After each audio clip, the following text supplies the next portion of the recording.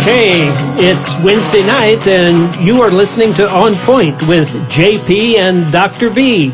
And we want to say thank you for tuning in tonight. Wow, this has been a beautiful day. This is Dr. B in the studio. JP is out this evening, and he'll be joining us again tomorrow. But we'll miss him tonight. But we've got a great show lined up for you this evening that I know you're going to find interesting. In the house tonight, we have with us Jennifer Leister. Jennifer is a licensed professional counselor and a supervisor. I've known Jennifer for a number of years. Actually, I used to be a professor at Amberton University, and Jennifer was one of my students, and she has just done a fantastic job since she's come out of building her practice. So, Jennifer, welcome. Thank you. Thank you for having me. We're glad you're here tonight. And our topic tonight is going to be talking about a rather serious topic on children and divorce and the adjustment that kids have to make when mom and dad no longer can be together. So we want to jump right in. And to begin with, Jennifer, tell us a little bit about you and your practice. So when I graduated and I started my practice, the last 10 years has been primarily in forensics. So I specialize in counseling children whose parents are going through divorce. I work with families who are in the litigation process, and I also work with families who are going through collaborative law. The majority of my work, a lot of individual therapy, family therapy, helping the parents with their parenting plans when it's appropriate, and just helping these kiddos adjust to all that change happening in their family. Wow, and there is a lot of change when mom and dad decide that they can't be together anymore. What would you say is the biggest problem that the families bring to you, or the children, and does that differ by age? Well, so we'll start with the little guys. A lot of my little kiddos, 10 and under, they struggle with getting on the actual schedule. So whatever schedule parents decide to do and how they share their children, it takes time to get used to that. And so there's a disruption in their daily routine. And for my little guys, that's difficult. Whether it's how do I get to school on time, who helps me with my extracurriculars, who's going to be there to help me with homework. Little guys just really care about their daily structure, and when that's disrupted, it takes time to adjust. And so helping families do that in a way that meets the children's needs is sometimes difficult and challenging. And so if they're even younger than school age, does that present still a different challenge? Well, it does. So from birth to, say, age 6, of course, those children come with a different level of challenges. If we're talking about young babies and toddlers, then you have to deal with the bedtime routines, daycare, nannies. It also makes a difference if we have a stay-home mom or 2 working parents, and coming up with a schedule that makes sense for mom and dad to both have access to young children for bonding and attachment. So you want to look at all of those issues with regards to parenting plans and how they're going to share their babies.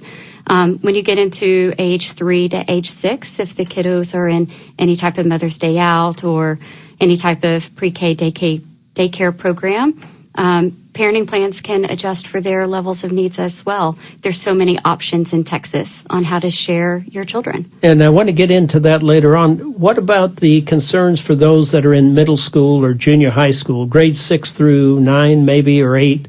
What are some of the challenges that they face? My older kids, my preteen and teenagers, talk a lot about, I just want to do my thing. They want to be able to get up, go to school, have their extracurriculars, and they want as little disruption as possible to their schedules in their life. So most of my teenagers, they know enough about family and usually the things that are leading up to the divorce. And so they want to be out of the conflict, and they just want normalcy and happy, and I want to do my thing. And that's really hard for some of my preteen and teenagers to have to start disrupting their life and get on a schedule and learn that routine. And then when they're in high school and able to drive in particular, I imagine it's still another whole different ball game, so to speak. Well, for my high school kids, that's where they start arguing they should get a louder voice. And so how much voice do kids get in divorce? So how much voice do they have? When do they get a vote? Who makes the vote in the parenting plan? And so usually, I know in the forensic community, we talk a lot about children have a very loud voice, and they need to be heard by their parents and their family and the clinician who's helping. but ultimately parents get the vote. So that gets really hard when children or teenagers have really loud voices. I have a car and I want to be in control. And so you got to kind of work through some of those power struggles and work through those issues to meet everybody's needs. So working with families that are in the process of divorce, and particularly in forensics, I'm guessing that you deal with a lot of high conflict couples. Yes, I do. And what is your plan there? I mean, if a couple comes in and they've been arguing and not listening to each other, the kids are suffering as a result of that, what kind of procedure do you go through there? So if I'm working with the children, if I'm the court-ordered counselor for the kids with high conflict parents, I'll talk a lot to the parents in what I call a parent consult. And I'll talk about it from the children's point of view. So it's kind of top up, from the bottom up. And we want to talk about when you guys fight in front of them, or when there's conflict at extracurriculars, when you guys fight about child support or wanting to have a change in your parenting plan. And those types of issues are happening in front of them. This is how it impacts them. If I'm working with the adults, then we sit around and we definitely have the conversations about what is your conflict, and we try to mediate those things and come to working agreements. And I try to help my high conflict families understand that it feels like a lose-lose situation because there's so much conflict, and I try to keep them grounded in their children's needs. And so it feels like a loss because we really don't ever win in divorce. And so helping people get past usually their grief, their loss, their anger, their sadness, or whatever led to the divorce, and being able to set that aside and focus on the children's needs. And if they're not fighting about the business of raising their children, then they don't need to be talking. And a lot of times high conflict families need those boundaries. They do, and that's probably hard to establish because we only have them in the office for an hour or so.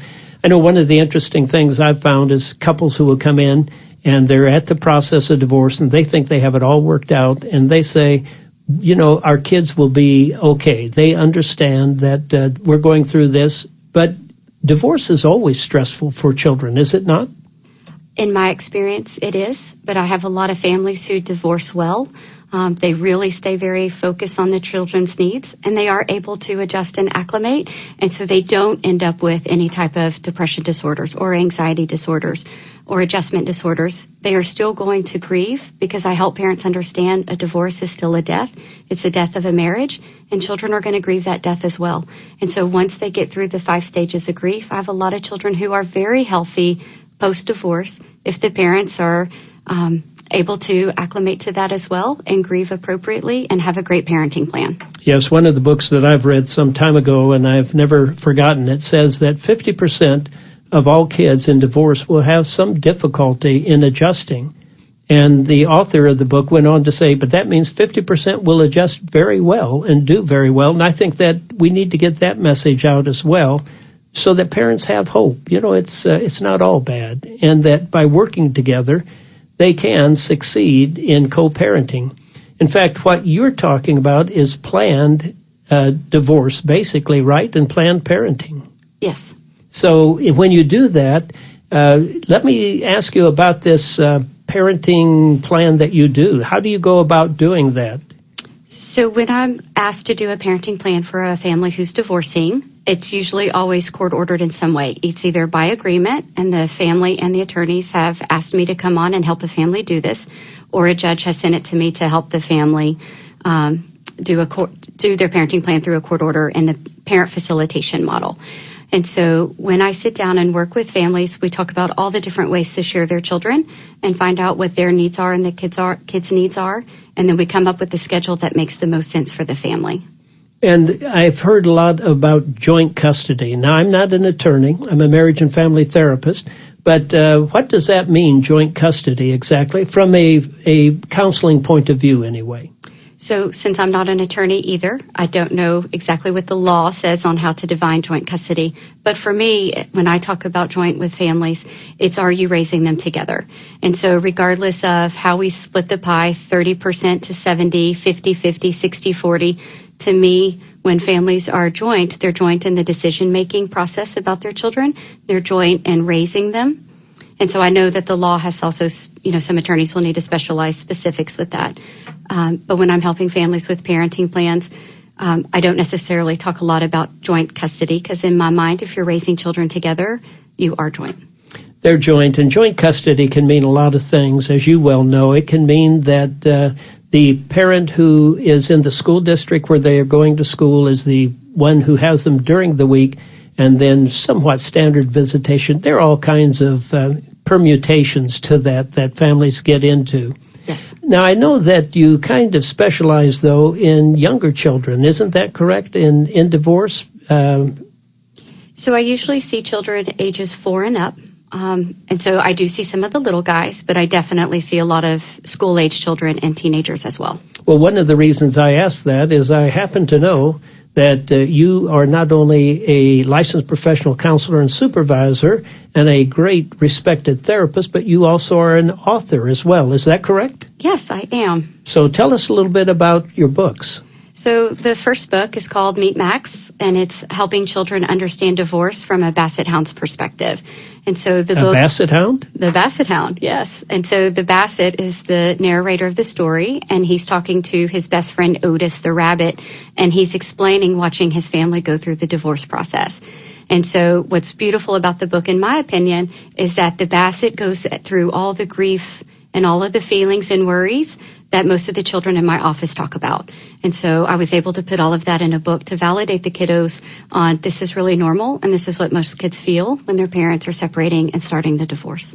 And so what age would that book hit? I mean, is it a particular area that it hits age-wise? Yes. So the book is written well for ages 12 and under. There are great books, Cocoa Bear's Divorce, Standing on My Own 2 Feet, for children ages like 2 to 4, 2 to 5. But I noticed there was a gap of books for children between ages 6 and 12. And then when you get to teenagers, there's great chapter books for the older teenagers. But there was really a gap missing for children ages 6 to 12. And so it is a longer book for a children's book. It's 45 pages. And so it definitely does walk them through everything that kiddos go through in divorce. But this is something that the parents could take and read with the child, talk about the issues that it brings up, so that they really have an understanding, or maybe the parents have an understanding of how the kid feels as they relate to the Basset Hound. Yes. So my hope is that this book is read with either grandparents or parents with the kiddos who are experiencing divorce, so that they won't need you or myself in our services. My hope is this will get families talking. Children do better, in my opinion, with acclimating to divorce if they keep talking and talk and talk and keep talking to their parents about their feelings. And my hope is this book is just a conversation starter for children to tell their parents how they feel. Wow, and that is something that's really needed, because too often they're not allowed the opportunity, or maybe they're just afraid to, and your book opens up a new avenue for them to talk about it with the adults in their lives. Yes. Well, Jennifer, we've already come to a break, so it's time to go for a break. We're going to, when we come back, I know you've got another book also, and I want to talk a little bit more about that. I'd love to. And a little bit more about the area of divorce and some of the issues that we as counselors help people through. So, folks, stay with us and come back. We'll be right back with Jennifer Leister, and this is On Point with JP and Dr. B. Well, let's get back to our topic tonight with Jennifer Leister in talking about divorce. And we were talking about the first book that you had written. And tell us the name of that again. Meet Max, Understanding Divorce from the Basset Hound's Perspective. And that's for children 12 and under. But you also wrote another one that addresses an issue that we really haven't talked much about yet. And that is, very frequently, once people get divorced after a period of time, sometimes sooner than later or sometimes later, they decide to start dating again. Talk to me a little bit about how you help families with that, and then talk to me about the other book that you have written. So with blended families, or families that are merging, we heard that word today, I try to help families really do that in a way that meets everybody's needs, including the children's needs. So the second book, Max Meets Emma, is understanding the blending of families from the Bassett's perspective. And what's great about that book is the cat moves in. And so once Sam, the boy in the book, his mom decides to remarry, it helps children walk through everything they go through with having to blend and get used to either sharing their parent or sharing their things with other children when they're trying to blend with step siblings and a step parent. So It's everything that the kiddos talk to me about in session that they struggle with when their families start to date and talk about second marriages is done through the dog and the cat's eyes. Very good. And this would, again, be for children basically 12 and under and be intended to be read with their parents or grandparents so they would have a chance to really discuss the issues. Absolutely. My hope is that families will read these books with their kids and just keep talking. But Jennifer, where can our listeners get your books? So the website is meetmaxbooks.com, and they're also for sale on Amazon. Meetmaxbooks.com. I like that. And also available on Amazon? Yes. And hopefully soon in your local bookstore. Huh? I hope so. But really, folks, if you have recently divorced or are thinking about getting a divorce or thinking about remarrying, this would be a great asset, especially if you have kids in these particular areas. As a licensed marriage and family therapist and clinical fellow of AAMFT, that's the American Association of Marriage and Family Therapists, we deal with these things frequently and on a daily basis. And finding good works that help us is extremely important.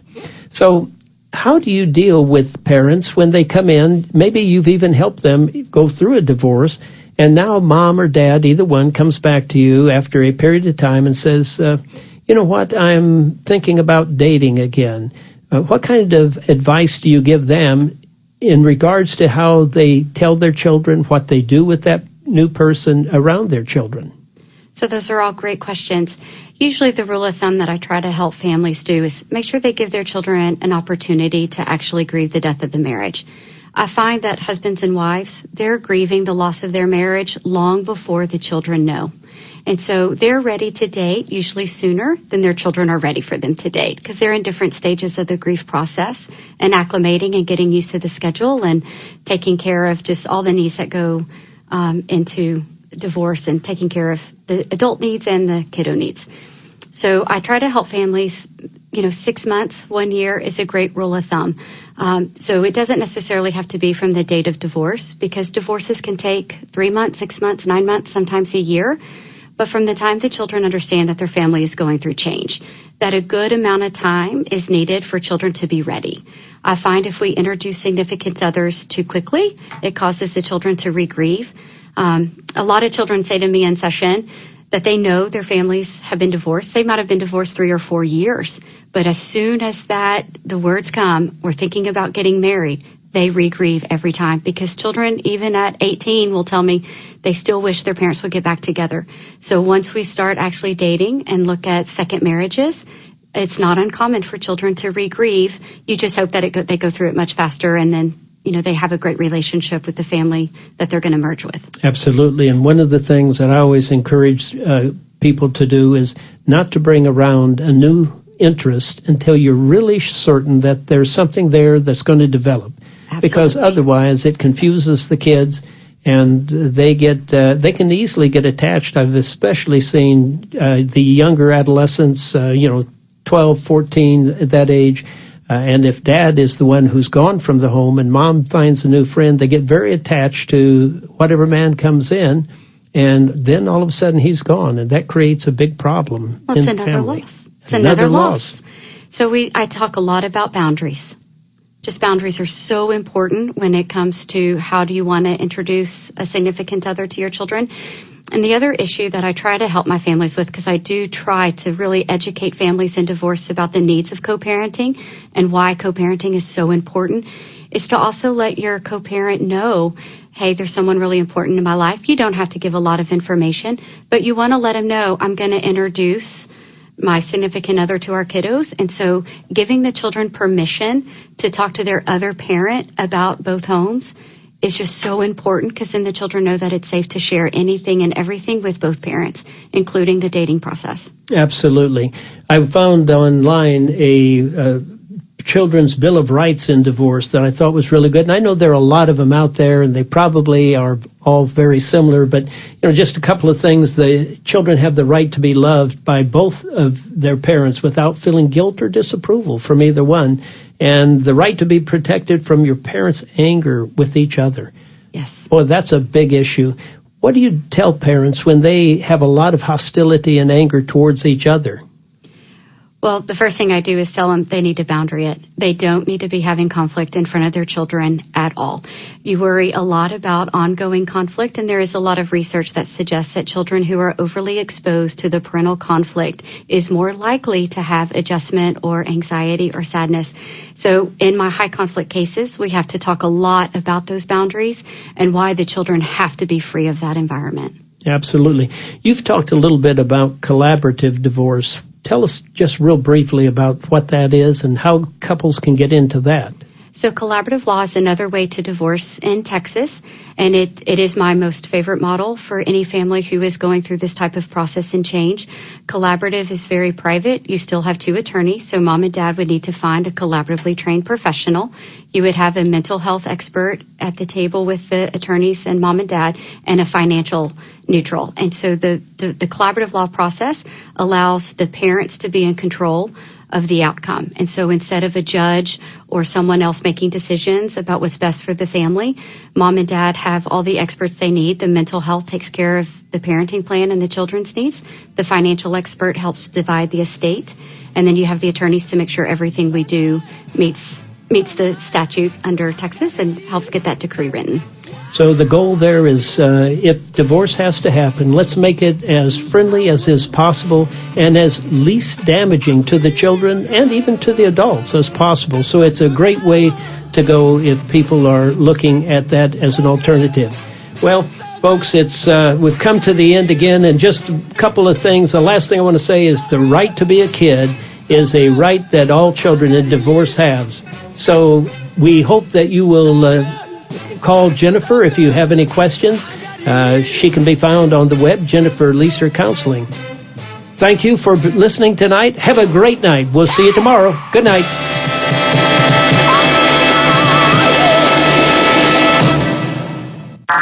KVCE